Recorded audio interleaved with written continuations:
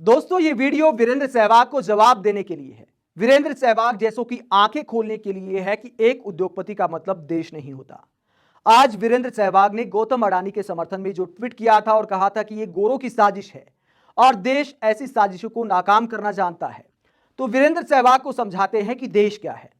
ये वीडियो देखिए वीरेंद्र सहवाग, जिसमें देश के लोग सड़क पर उतरकर विरोध प्रदर्शन कर रहे हैं गौतम अडानी को लेकर, पीएम मोदी से चुप्पी तोड़ने की मांग कर रहे हैं। ये देश के सबसे बड़े विपक्षी दल के कार्यकर्ता हैं, कांग्रेस के कार्यकर्ता हैं। तो क्या ये भी गोरों के एजेंट हैं? राजनीति के नाम पर कोई इन्हें भी एजेंट बता सकता है, लेकिन क्या किसी उद्योगपति पर राजनीतिक पार्टियों ने पहली बार सवाल उठाए हैं? इसके अलावा आप आनंद महिंद्रा का ट्वीट देखें तो उन्होंने भी ऐसी ही भाषा का इस्तेमाल किया था। तो सवाल यह उठता है कि उद्योगपति से लेकर क्रिकेटर्स तक क्या एक जैसी स्क्रिप्ट सबको दी जा रही है? दूसरा, देश क्या है? दूसरा पॉइंट मैं बताता हूं।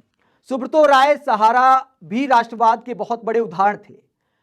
उद्योगपतियों में सबसे ज्यादा राष्ट्रवादी छवि अगर किसी की थी तो वो सहारा ग्रुप की थी। सहारा ग्रुप से अपना पैसा वापस पाने के लिए लाखों लोग धक्के खाने को मजबूर हैं। वो भी देश के नागरिक हैं वीरेंद्र सहवाग। क्या उनका पैसा आप वापस दिला सकते हैं? जिन लोगों का पैसा अडानी ग्रुप के शेयर खरीदकर पिछले कुछ दिनों में डूब गया, वो भी देश के नागरिक हैं। उनको नुकसान क्यों हुआ? क्या सिर्फ हिंडनबर्ग रिसर्च रिपोर्ट की वजह से नुकसान हुआ, या फिर उस रिपोर्ट में जो सवाल उठाए गए वो सवाल इतने वाजिब थे कि मार्केट में जो साख थी अडानी ग्रुप की वो रेत के महल की तरह ढह गई?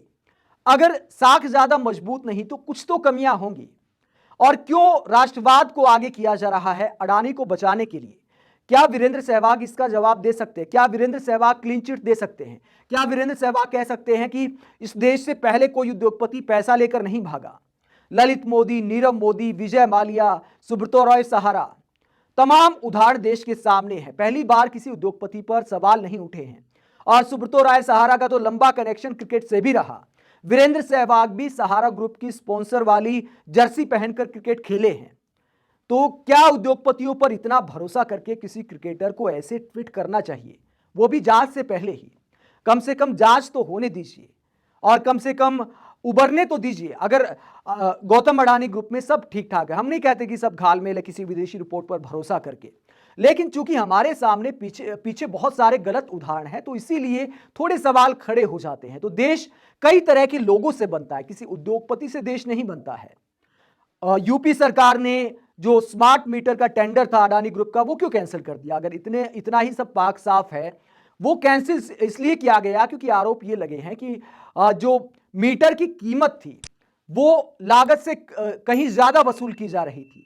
तो आखिरकार इतने राष्ट्रवादी उद्योगपति हैं, तो स्मार्ट मीटर तो यार आम नागरिक के घर घर पर लगने हैं, तो देश हित में जायज कीमतें लगानी चाहिए ना। तो इसके टाइमिंग को लेकर भी विपक्षी नेता सवाल खड़े कर रहे हैं कि अडानी ग्रुप पर जब सवाल उठे तो यूपी सरकार ने यह कदम उठाया, यूपी के बिजली विभाग ने यह कदम उठाया है। तो सहवाग जैसे क्रिकेट स्टार को सोच समझकर अपनी जुबान खोलनी चाहिए।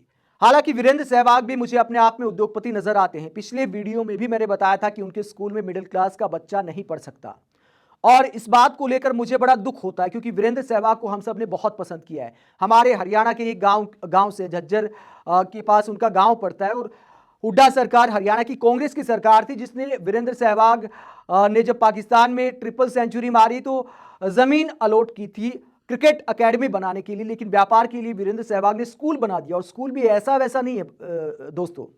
सहवाग नेशनल इंटरेस्ट की बात करते, स्कूल बनाया है सहवाग इंटरनेशनल स्कूल।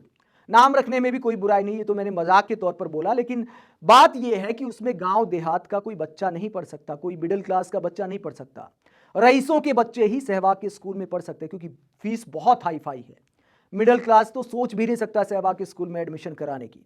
तो एक देसी इमेज वाले बंदे ने इंटरनेशनल स्कूल बना दिया अमीरों के लिए, और सरकारी जमीन पर, वो भी सरकार ने फ्री में अलॉट की थी वीरेंद्र सहवाग को। तो सहवाग ने इस मोर्चे पर, तो आप कह सकते हैं कि सहवाग भी उद्योगपति है, शायद इसीलिए उद्योगपतियों के लिए ही जुबान खोलते हैं। और इस मामले में बड़ी निराशा होती है कि ग्राउंड से उठकर आया बंदा भी जब उद्योगपतियों वाली भाषा बोलता है। आप वीरेंद्र सहवाग के ऐसे बयान को लेकर क्या सोचते हैं? कमेंट बॉक्स में अपनी राय जरूर दें। आप देखते रहिए पब्लिक मीटर। नमस्कार।